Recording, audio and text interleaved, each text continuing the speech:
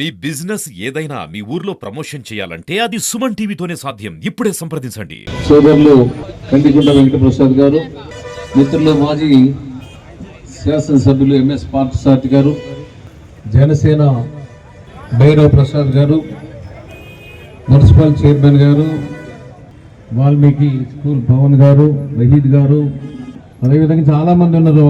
చాలామంది పెద్దలు వేదిక మీద ఉన్నారు. అతిరథ మహారథులందరికీ, అదేవిధంగా ఇక్కడికి వచ్చేసినటువంటి ఈ కార్యక్రమానికి వచ్చేసినటువంటి సోదరిమణులు, పాత్రికేయులందరూ కూడా నా యొక్క నమస్కారాలు తెలియజేసుకుంటూ, ఈరోజు ఈ కార్యక్రమంలో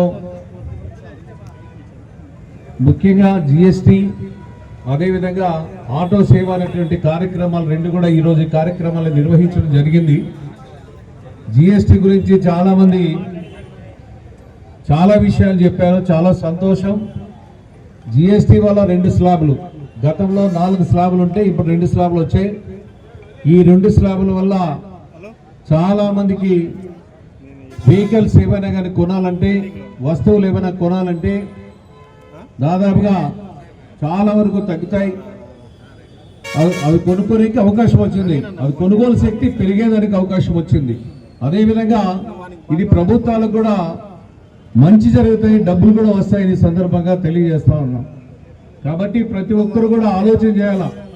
ఈరోజు కేంద్రంలో ఎన్డీఏ ప్రభుత్వం వచ్చిన తర్వాత అన్ని రకాల ఈరోజు అభివృద్ధి సంక్షేమ కార్యక్రమాల్ని ఈరోజు సజావుగా నడుస్తున్నాయి. గత ప్రభుత్వానికి ఈ ప్రభుత్వానికి మీ అందరికీ తెలుసు. ఆ రోజు గతంలో ఆ ప్రభుత్వం, వైఎస్ఆర్ పార్టీ ప్రభుత్వం అధికారంలో ఉన్నటువంటి సందర్భంలో రాష్ట్రం అతాకుతలమైపోయింది తప్ప అభివృద్ధి శూన్యం. అరాచక శక్తులు పెరిగిపోయినా, దౌర్జన్యాలు పెరిగిపోయినాయి, పరిపాలన కుంటుపడింది.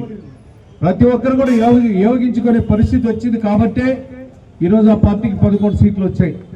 అదేవిధంగా చంద్రబాబు నాయుడు గారి మీద నమ్మకం, ఒక విశ్వాసం, మోదీ గారి మీద ఉన్నటువంటి నమ్మకం, పవన్ కళ్యాణ్ గారి మీద ఉన్నటువంటి నమ్మకంతో 3 పార్టీల కలయికతో ఎవరు ఊహించినటువంటి మెజారిటీ సీట్లు ఈరోజు ఇచ్చారు ఎన్డీఏ కూటమికి.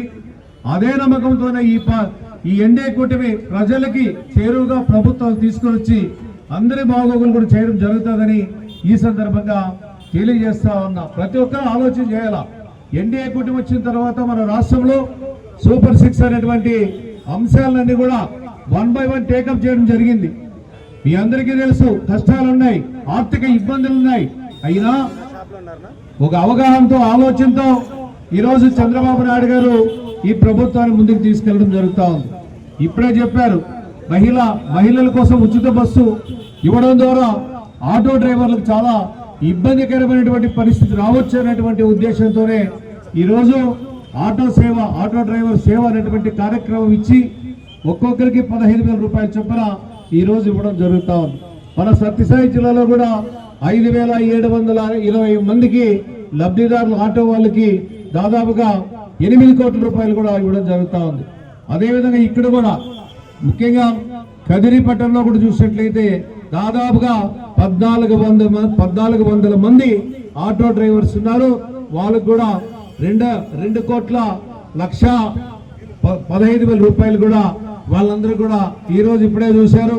మన నాయకుడు అక్కడ మీట్ నొక్కితే ఈరోజు అందరి అకౌంట్లో కూడా డబ్బులు పడ్డాయి. అంటే గత ప్రభుత్వాల్లో అవినీతి పెంచి పెరిగిపోయేది. కానీ ఈరోజు మారుతున్నటువంటి కాలానుగుణంగా మారుతున్నటువంటి టెక్నాలజీతో ఈరోజు ఎవరికి రావాల్సినటువంటి సొమ్ము ఆటోమేటిక్గా వాళ్ళ అకౌంట్లో పడుతూ ఉన్నాయంటే ఏంటి, అవినీతి జరగకూడదు, స్వచ్ఛంగా ప్రజలకు అందాలా, అన్ని వర్గాల వాళ్ళకి అందాలనేటువంటి ఉద్దేశంతోనే ఇవన్నీ కూడా ఏర్పాటు చేయడం కూడా జరుగుతూ ఉంది. మీ అందరికీ తెలుసు, పెన్షన్స్ ఇస్తున్నాం. 1వ తారీఖు వస్తేనే ఈరోజు ఇల్లు దగ్గరికి వెళ్ళి 4,000 ఇస్తున్నాం, 6,000 ఇస్తున్నాం, 15,000 రూపాయలు ఇస్తున్నాం.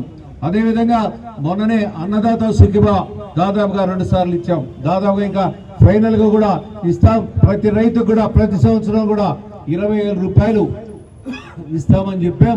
అవి కూడా ఇవ్వడం జరిగింది. తల్లికి వందనం, మీ అందరికీ తెలుసు, ఇంట్లో ఎంతమంది పిల్లలుంటే అందరికి కూడా 13,000 రూపాయలు చొప్పున ప్రతి ఒక్కరు కూడా ఈరోజు ఇవ్వడం జరిగింది.